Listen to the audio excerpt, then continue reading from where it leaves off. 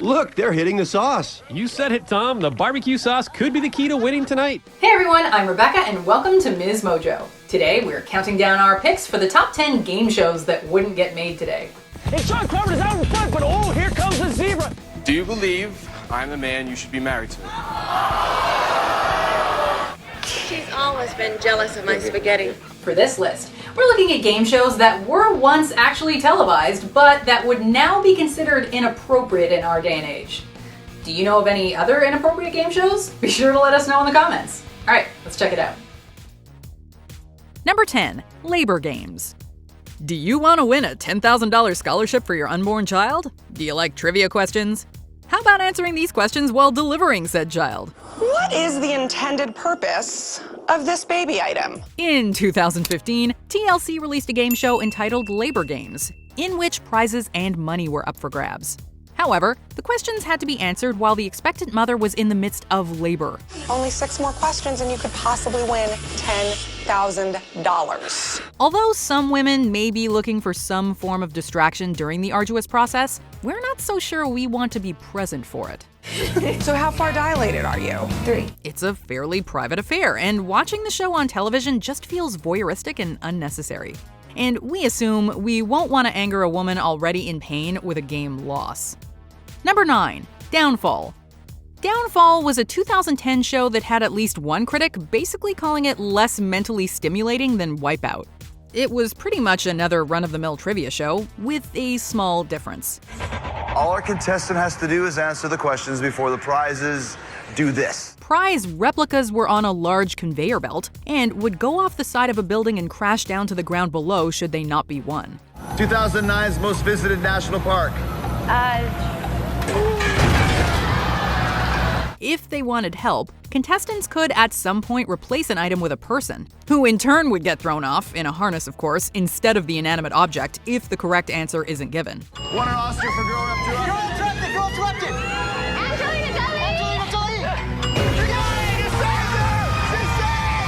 Contestants themselves could also end up being thrown from the building according to another rule. It's just nonsense and, to be honest, a waste of time and resources, including that of host Chris Jericho. Germany? Italy? Number 8. The Chair. Beating the chair is not as easy as it looks. Your ability to control your internal organs could win you $250,000. ABC's The Chair, hosted by legendarily irate tennis legend John McEnroe, featured a series of trivia questions with the contestants strapped to the titular chair. David, I hate to tell you this, but you are losing $100 a second. And that is not that sexy.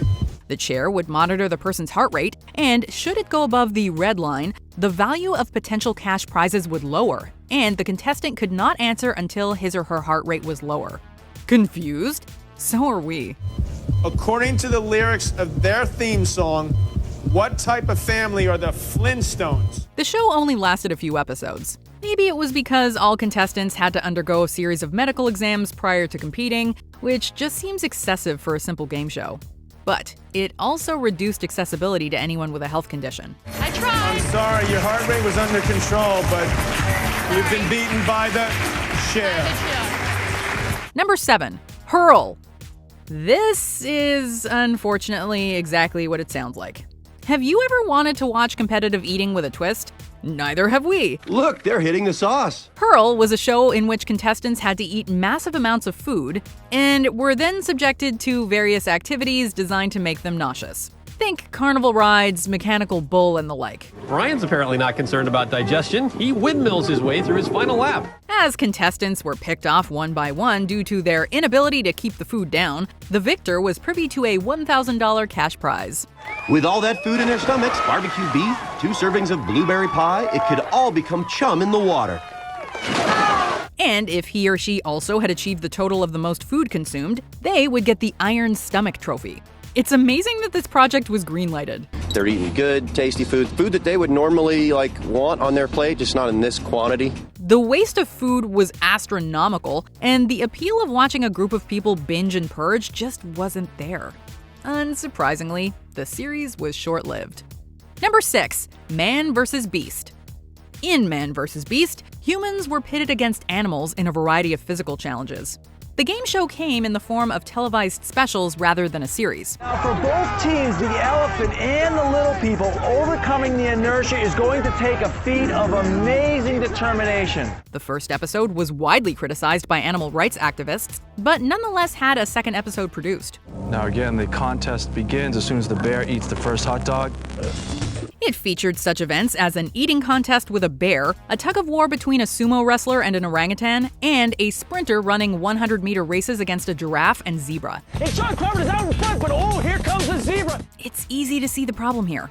Animals were essentially exploited for sensationalist entertainment. 44 little people are going toe-to-toe with an Asian elephant! We cannot imagine how many PETA phone calls were made during this ethical debacle. Number 5. Identity. Hosted by Penn & Teller's Penn Jillette, Identity had a simple premise. Guess who a person is or what a person does by their looks. And with a little help from a list of 12 possible characteristics such as jobs, ages, physical measurements, etc. I'm gonna go number 9 for KO'd Mike Tyson. The group did not speak or give out any hints, but stood there ready to be judged.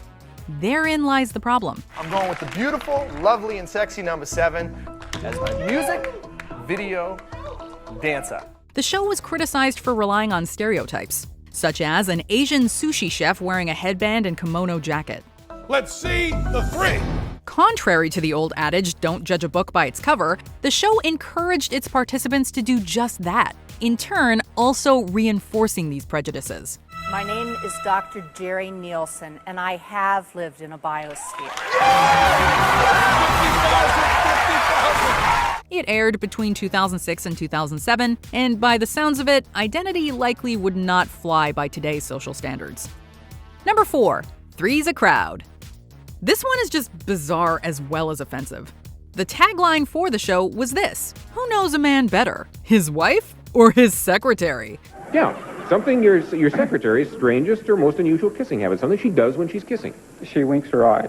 She winks her eyes and kind of on and off? Yeah, just a kind of a reaction, I guess. We wish we were kidding, but the 1970s was a crazy time. It's screamingly obvious what's wrong with this idea. Before you were married, now we're talking about before you were married. Did you or did you not ever make whoopee with your secretary? Bob, before you were married now? I sure did. The show's producer, Chuck Barris, cites Three's a Crowd as one of the main reasons he left the entertainment industry, as it was subject to protest. The one time you made edible spaghetti.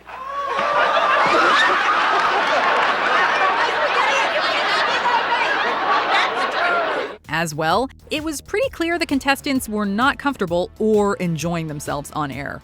She's always been jealous of my spaghetti. Let's leave the stereotype of the adulterous secretary and the jealous wife behind us. Number 3, the moment of truth. Wanna potentially ruin lives and/or relationships in order to win money? Since you've been married, have you used the internet to flirt with other women? The moment of truth is your outlet. Contestants were given a polygraph test prior to appearing, and then had to answer some of those same questions on air. Do you have a bank account your girlfriend doesn't know about? Answers were compared to the polygraph results, and if they matched, contestants would advance further in the game and closer to the cash prizes. If I wanted to get back together with you, would you leave your husband? This made for some awkward reactions from family and friends watching from the audience. One contestant was questioned regarding her ex-boyfriend and her true feelings for her current husband. Thanks to this, audiences basically got to see what was a marriage falling apart on live television. Have you guys talked about this ex-boyfriend at all? Yeah, earlier on in our marriage, but I didn't know he was still an issue. We'll stick to soap operas for that kind of drama. Number 2, Queen for a Day. In this 1950s game show, women would tell their stories to the host. These were all women dealing with some tough times, financially or otherwise. I would like to have a vacation, which I haven't had, because I had 2 handicapped sons. I lost them, and then I took care of an elderly lady in a wheelchair. They were asked what they needed most, and in many cases, answers were things like medical equipment for sick children and similar necessities. How can we help John? Well, he needs a wheelchair and he needs a special bike for exercising. The winner was determined via applausometer. That is, the audience would cheer loudest for who they thought was the most deserving participant. She'd like some educational aids, and he is awful anxious for a collie dog. Number 2. In other words, the loudest cheers went to what was judged the most desperate or depressing situation. Number 3 is Mrs. Clarice Singer. The show was subject to some backlash, as it was accused of exploiting the misfortune of these women for entertainment purposes. Queen for the day! Queen for the day! These days, it's pretty difficult to imagine applauding in the hopes that little Timmy finally gets his hearing aid. Before we continue, be sure to subscribe to our channel and ring the bell to get notified about our latest videos. You have the option to be notified for occasional videos or all of them. If you're on your phone, make sure you go into your settings and switch on notifications. Number 1. The Chamber. The Chamber was a literal torture chamber, in which contestants had to answer a number of trivia questions, while conditions in said room grew increasingly difficult. In the classic Aesop fable, the hare lost the race to which of these animals? A. Slug. B. Tortoise. C. Pig. D. Sloth. Not only were they actually strapped into a chair and hooked up to muscle contractors and other devices, they were also subject to either the hot or cold chambers, where temperatures would either rise to fiery heat or lower to icy chills. According to a popular film title, in what city was Tom Hanks sleepless? Seattle. Correct. The show had medical staff on site, as contestants were essentially willingly putting themselves in danger for money. You have $10,000 so far, Jennifer. You're doing well. I'm freezing. The one contestant who got the furthest in the entire competition was hospitalized for hypothermia following the show and sued the network. We're over 120 degrees. How hot are you? I'm pretty hot and they're zapping my back.